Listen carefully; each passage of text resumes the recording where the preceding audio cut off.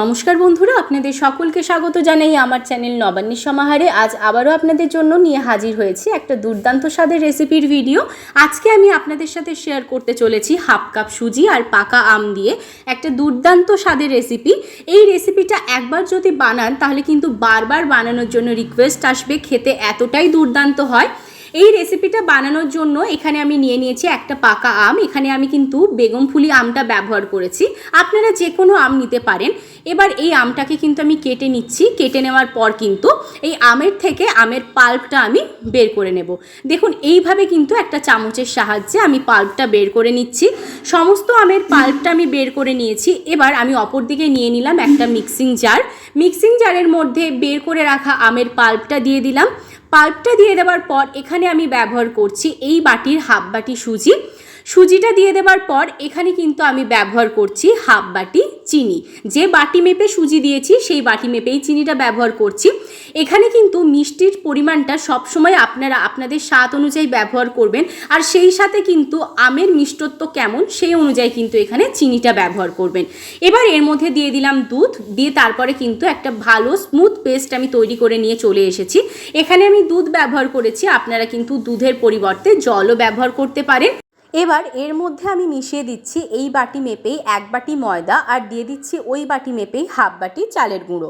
চালের গুঁড়োটা দিয়ে দেওয়ার পর এখানে ব্যবহার করছি আমি 1 চামচ মতো নারকেল কোড়া। এবার এর মধ্যে দিয়ে দিচ্ছি আমি একটু মৌরিটা হাফ চামচ মতো ব্যবহার করছি, আর দিয়ে দিচ্ছি একটু নুন। যেহেতু মিষ্টি জিনিস আমি তৈরি করছি তার মধ্যে একটু নুন ব্যবহার করলে কিন্তু স্বাদটা খুব সুন্দরভাবে ব্যালেন্স হয়। এবার কিন্তু হাতের সাহায্যে খুব ভালো করে এটাকে আমি মেখে নিচ্ছি। এখানে যদি প্রয়োজন হয় দুধের তবে আমি দেব, কিংবা জলও ব্যবহার করতে পারি। ভালো করে প্রথমে মেখে নিই, যদি একটু ঘন হয়ে যায় মাখাটা সেক্ষেত্রে কিন্তু এখানে আমি ব্যবহার করব। দেখুন এইভাবে হাতের সাহায্যে খুব ভালো করে মেখে নিতে হবে, আর খেয়াল রাখবেন কোনো রকম দলা যেন না থাকে, সেরকমভাবে কিন্তু স্মুথ করে মাখতে হবে। আর একটু ঘন হয়ে গেছে এই ব্যাটারটা, সেজন্য এখানে অল্প একটু দুধ আমি ব্যবহার করছি। দুধটা দিয়ে দেওয়ার পর আমি ভালো করে কিন্তু ব্যাটারটা তৈরি করে নিচ্ছি। আর আপনারা যদি এখানে জল ব্যবহার করতে পারেন তাহলে সেটাও করতে পারেন, কোনো অসুবিধা নেই। দুধ বা জল যে কোনো একটা ব্যবহার করলেই হলো। দেখুন ভালো করে কিন্তু এখানে ব্যাটারটা একদম রেডি হয়ে গেছে। ঘনত্বটা ঠিক এরকম হবে, এর থেকে বেশি পাতলা করব না।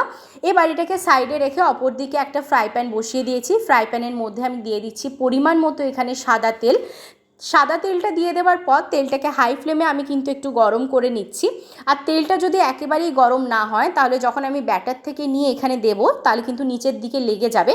তেলটা ভালোভাবে গরম হয়ে গেছে। এবার ব্যাটার থেকে হাতা মেপে আমি এইভাবে কিন্তু এক এক করে এখানে দিয়ে দিচ্ছি।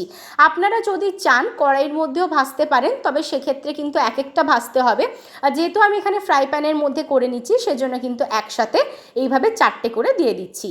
দেখুন ভালো করে ওপর দিকটা হয়ে এসছে, সেজন্য কিন্তু উল্টে দিচ্ছি। আর নিচের দিকটা খুব ভালোভাবে লাল লাল করে আমি ভেজে নিয়েছি। আর অবশ্যই যখন ভাজবেন তখন কিন্তু গ্যাসের ফ্লেমটা একেবারেই মিডিয়ামে রাখবেন, লো টু মিডিয়ামে রাখবেন, যাতে খুব ভালোভাবে ভাজা হয়। যদি হাইতে রাখেন এক তো পুড়ে যাবে, আর ওপর থেকে কিন্তু ভাজা হয়ে গেলেও ভেতর থেকে কাঁচা থাকবে। দেখুন এইভাবে উল্টে পাল্টে খুব ভালো করে এগুলোকে আমি কিন্তু ভেজে নিচ্ছি। দুদিকই খুব সুন্দর করে একদম লাল লাল করে ভাজা হয়ে গেছে, ভেতর থেকেও খুব ভালোভাবে এটা ভাজা হয়ে গেছে। এবার আমি কিন্তু এরকম একটা ছান্তা নিয়ে নিয়েছি, তার সাহায্যে কিন্তু এইভাবে একটু তেলটাকে ছেঁকে দিচ্ছি, দিয়ে ভালো করে কিন্তু এগুলোকে একটু তেলটা বের করে নিয়ে আমি কিন্তু এগুলোকে একটা পাত্রের মধ্যে নামিয়ে নিচ্ছি। দেখুন কতটা পরিমাণে তেল বেরিয়ে যাচ্ছে। এইভাবে যদি আপনারা করেন তাহলে কিন্তু যেটা তৈরি করবেন তার মধ্যে কিন্তু বেশি তেল একেবারেই থাকবে না, অধিকাংশ তেলটাই কিন্তু বেরিয়ে যাবে। দেখুন এইভাবে এক একটা করে আমি প্রত্যেকটাকে তুলে নিচ্ছি। তুলে নেওয়ার পর বাকি যেগুলো রয়েছে সেগুলোকেও কিন্তু একই রকমভাবে আমি ভেজে নেব। তুলে নিয়েছি। এবার দেখুন এদিকে আবারও আমি দিয়ে দিচ্ছি ব্যাটার থেকে পরিমাণ মতো, দিয়ে এইভাবে কিন্তু এক এক করে প্রত্যেকটা আমি ভেজে নেব।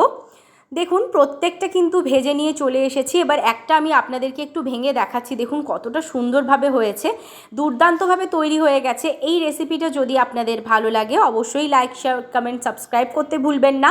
আর পাকা আম থাকতে থাকতে অবশ্যই একবার হাফ কাপ সুজি আর একটা পাকা আম দিয়ে এরকম একটা দুর্দান্ত রেসিপি তৈরি করে নেবেন। ছোট থেকে বড় সকলেই কিন্তু বারবার চেয়ে খাবে।